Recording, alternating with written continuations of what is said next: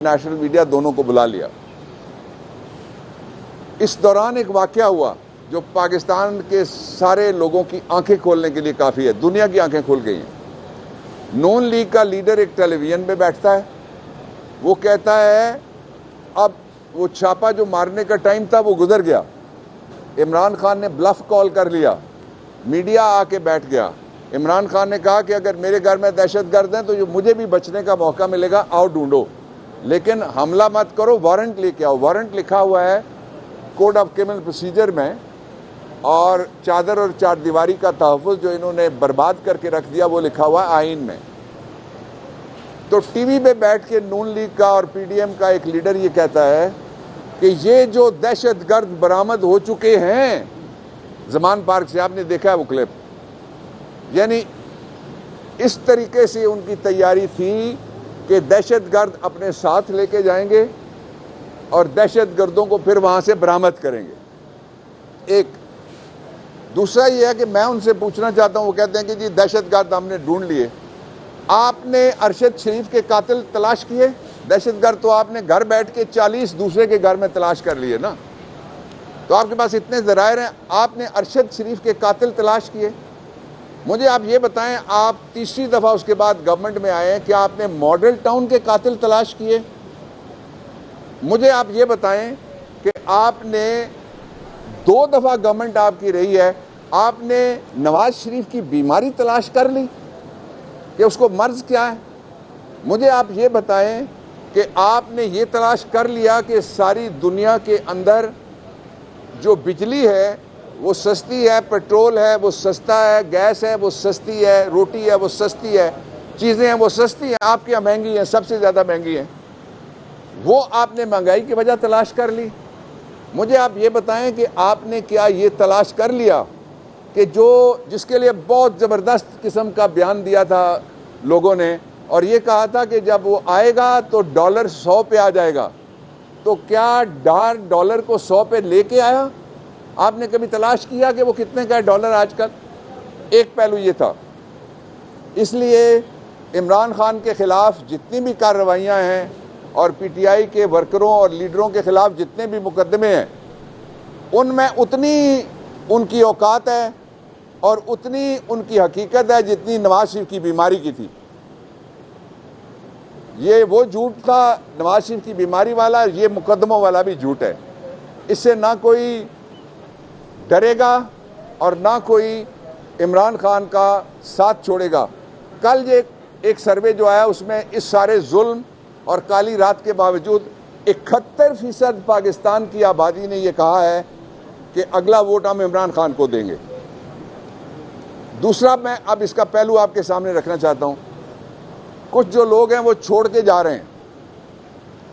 ये कहा जा रहा है टेलीविजन पे, जो पहले छोड़ के गए उन्होंने कितना एक फ़र्क डाला जाके वो बैठे कि कोई और अगर परिंदा एक हरी शाख से उड़ के सूखे हुए बरगद के दरख्त के अंदर जो गिद्ध बैठे हुए हैं उनके साए में बैठेगा, उसकी क्या हैसियत रह जाएगी?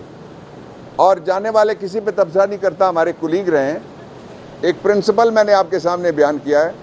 मैं दूसरी बात आपको ये बताना चाहता हूं कि जो जाएगा, टेस्टेड और ट्राइड पाकिस्तान की जो यूथ है, जिस तरह से मुराद शहीद को टिकट मिला था, जिस तरह से फ़ारूक हबीब को टिकट मिला था, जिस तरह से अब उस्मान डार को टिकट मिला है, जिस तरह से सियालकोट के एक और जवान को जो लाहौर में रहता है उसको टिकट मिला है, जो यूथ है उसको टिकट मिलेंगे। नए चेहरे जो सामने आएंगे नई एनर्जी के साथ, वो नए हालात के लिए ज़्यादा फिट होंगे। इसलिए अगर किसी को गलतफहमी है कि पाकिस्तान तहरीक इंसाफ को तकसीम किया जा सकता है, मुख्तसर किया जा सकता है, -1 किया जा सकता है, दूर कर ले। तीसरी बात बहुत इंपॉर्टेंट है, वो ये कहा गया कि इमरान खान मुल्क छोड़ जाएंगे। ये कह कौन रहा है? जैली शेर कह रहा है, जो 2 दफा भागा है अपने कारकुन अकेले छोड़ के। उसको तो कारकुन रोकते हैं बाहर ना निकलो, वो बाहर निकलता है। वो असली मानों में अल्लाह के ऊपर तवक्कुल रखने वाला वो आदमी है। और हम भी आपके सामने खड़े हैं, पूरे शहर में हम मौजूद हैं, हर अदालत में हम जाते हैं। क्यों डरेंगे भाई? हमें डरा कौन सकता है? अल्लाह से डरना चाहिए जिसके पास इज्जत जिल्लत है, जिसके पास रिज़्क की तंगी और फराखी है, जिसके पास मौत व हयात का इख्तियार है, उससे नीचे किसी से नहीं डरना चाहिए, लोगों का एहतराम करना चाहिए। और मैं हैरान हूं कि एक ही मंत्रा चला हुआ है जी, इदारों की इज्जत करो। इदारों में क्या ये इदारा शामिल नहीं है जिस पे आप खड़े हैं और मैं खड़ा हूं? इसकी इज्जत ना करो। और फिर मैं इस तस्वर के खिलाफ हूं, कायदे आज़म ने यह कहा हुआ है, उन्होंने कहा कि इदारों की जिम्मेदारियां होती हैं इसलिए कि उनको तनख्वाह मिलती है, इज्जत लोगों की होती है जो तनख्वाह देते हैं। लोगों के आप कपड़े उतारें, लोगों को आप सड़कों पर घसीटें, लोगों के आप दरवाजे तोड़ें और आप ये कहें कि आप बड़ी जमहूरी हुकूमत हैं। और फिर आखिरी जो मैं आपके सामने रखना चाहता हूं इशू, इसके ऊपर हम इसको चैलेंज करने लगे हैं इसलिए कि जो 90 दिन के बाद जो हुकूमतें 90 दिन के बाद जो हुकूमतें अभी बैठी हुई हैं वो आईन मुसलसल तोड़ रही हैं और मुसलसल आईन तोड़ना मुसलसल संगीन गद्दारी है। ये मेरे लफ्ज नहीं, आईन के आर्टिकल 6 के लफ्ज हैं। और इन्होंने, इनका हौसला जरा देखना, वो तस्वीर आप लोगों ने चलाई है, मैंने देखी है, जिसमें यहां हमारी रेगुलर फौज, रेगुलर पुलिस नहीं खड़ी, एक प्राइवेट लश्कर है, उसमें एक आदमी ने ऊपर मोबाइल रखा हुआ है, नीचे डायरी रखी हुई है, उसके नीचे पता नहीं क्या रखा हुआ है, और साथ उसने एक पिस्टल लटकाया हुआ है, शराय दस्तूर पे है। करो ना पर्चा डबल मीम पे, पहला मीम मरियम का, दूसरा मौलाना का। डबल मीम आइन से, कानून से बालातर हैं। मुझे रोका गया था उस दिन कि आप सुप्रीम कोर्ट नहीं जा सकते।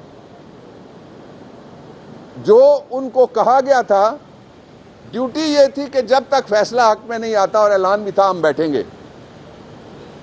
क्या हुआ? हलवा खत्म हो गया। सरकारी हलवा था, हलवाई की दुकान पे दादाजी की खैरात हो रही थी, इसके बावजूद उठ के भाग गए। इनका कोई मुस्तकबिल नहीं है। इमरान खान वापस आ रहा है, आप इलेक्शन जल्द होता हुआ देखेंगे इंशाअल्लाह अज़ीज़।